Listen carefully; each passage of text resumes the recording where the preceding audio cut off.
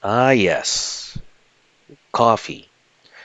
It's one of our favorite beverages. In fact, that's the story for today. I got myself some Brazilian coffee granules. I need to taste this type of coffee. Simply put, this is going to be related to the story that we're going to talk about. If you're drinking coffee that came from the Americas, chances are you might be drinking coffee that was transported by our coffee hero. I am making coffee using the French press method. After all, the hero for the day is actually a Frenchman. The French also imported coffee to other parts of the world. Being able to transport goods back in the day means you're rich.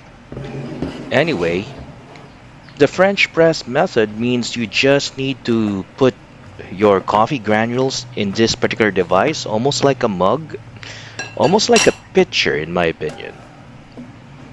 And once it's filled up, stir it up a little, make sure it simmers or let it soak in the hot water. The cover of this device will have strained-like mesh that's going to filter out the granules from the coffee liquid. I failed to show it in this video. We might see it later. But regardless, I'm not here to teach you how to make coffee. We're here to learn about the coffee hero. Meet Gabriel de Clieu. He's the naval captain of the French Royal Army, and he is the hero of the day. He may have multiple adventures, but today we'll just talk of one particular adventure. And I'm not spoiling anything here, but we now know it's related to coffee. Of course, you read the title. Gabriel was a French Navy officer based on Martinique. It's somewhere in the Caribbean, and yes, it's a French colony. The French also colonized some parts of America back in the day. Martinique is one of them, some parts of Florida, and some parts in Canada. Now, coffee can only grow near the equator, and he decided it's a good idea to bring some coffee plants to the island because Martinique is kind of near the equator. Now, France does have a coffee plant, but it's more like a display model. It was gifted to King Charles XV, and it's located in the Royal Botanical Garden of France, also known as Jardin des Plantes. His first trouble is trying to get a plant that's only displayed in the Royal Botanical Garden. After multiple deliberations, haggling, and sometimes a little persuasion, he was finally able to attain a coffee sapling from none other than the royal physician M. de Chirac. This is no easy feat. Keep in mind, if it's in the Royal Botanical Garden, it's well guarded. And since it's a sample and gifted to a king, it's really hard to part with it.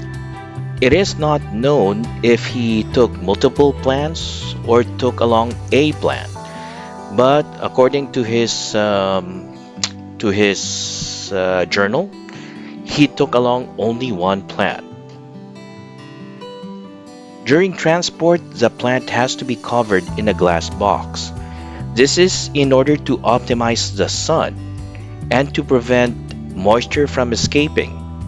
It's just like its own greenhouse. The plant might be safe from the elements, but it is not safe from jealousy. There was a man who was jealous of what Gabriel was actually doing. It is not known what motivated the man from trying to sabotage the journey. In the end, He has to wrestle the plant from this particular person. Unfortunately, the damage has been done. He was able to tear off a branch. The plant is now damaged. Later on, it was suspected that the man who tried to sabotage the trip was a Dutch spy. The Dutch wants to have a monopoly of importing coffee. Gabriel now have to continue the trip with damaged goods. Hopefully, nothing will go wrong. Unfortunately, that's not the case. There's another issue that's looming in the horizon. He now have to deal with pirates. These are not the regular pirates that you normally see in movies. These are Ottoman pirates, and they will raid your ship if you're not well defended. Piracy back in the day isn't just them trying to steal your goods. They will do horrendous things to you once they are able to capture your ship. Now, lucky for him, he's not in a merchant ship. He was in a world-class warship. It's called the Le Dromadaire, and it's armed with 44 cannons and 100 men on board, willing to fight to their teeth. It was fortunate that they were able to ward off the pirates. After that ordeal, they are still not safe because there's another issue that's looming. There's a storm that can capsize a ship.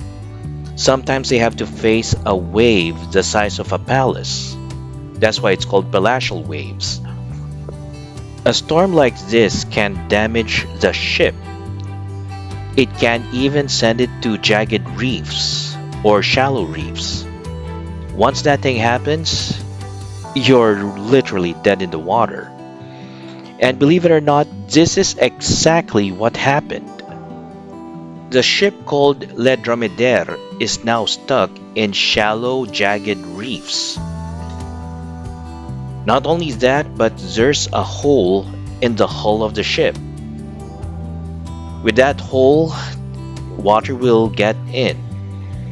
The good thing is they were in a shallow area, but in order to repair it, they have to wait for high tide and patch it up. And once it's patched up, they can finally drain the excess amount of salt water. They now have to wait until the high tide will kick in. But in order to get the ship afloat a little, they have to remove some dead weights, things that they don't need anymore, like empty barrels, empty wine bottles, sometimes with wine in it, sometimes a little whiskey or two. But believe it or not, they have to remove something that is quite essential, and that's fresh drinking water. Fresh drinking water that's inside barrels. Now, when they did this, it's actually a desperate situation. This is because being stranded in a desolate place can be a death sentence. So they really have to do something as drastic as that. From this moment on, they now have to ration their water. However, they were successful in getting the ship to lift a little. That way they can now repair the hole in the hull, or the hole in the ship. And once the hole is repaired, they can drain out the excess seawater that entered the ship itself. Gabriel de Clieu now have to share his rations with the plant. It's not much, but he has to make the plant survive. Otherwise, this trip will be for nothing. Sharing your rations with a plant is kind of risky. The plant cannot drink salt water as well. And not to mention, the Atlantic Ocean is kind of vast. This is kind of true, especially if there's a hot, blazing sun on top of your ship. And sooner or later, water was kind of running out.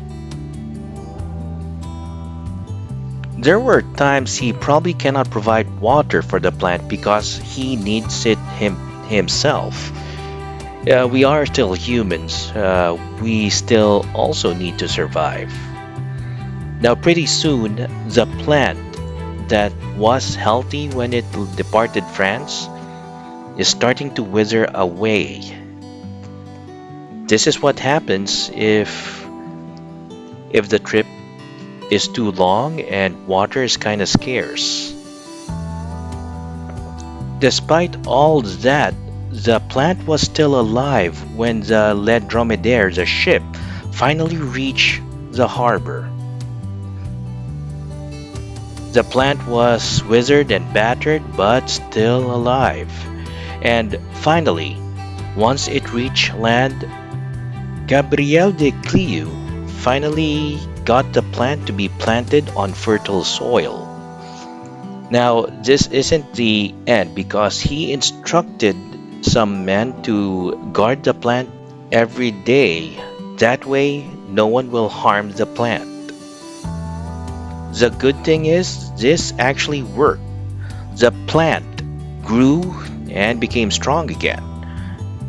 And sooner or later, it became the tree that propagated all the other coffee trees in the island. Every coffee tree in the island owes its life to this particular plant and, of course, to Gabriel de Clieu.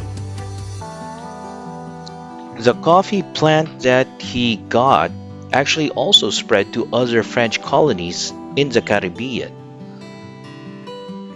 And finally, most French colonies are now coffee producing countries. However, I got myself Brazilian coffee, not Martinique coffee. It turns out the Brazilians got their coffee from one of the French colonies, and it's from the French Guiana.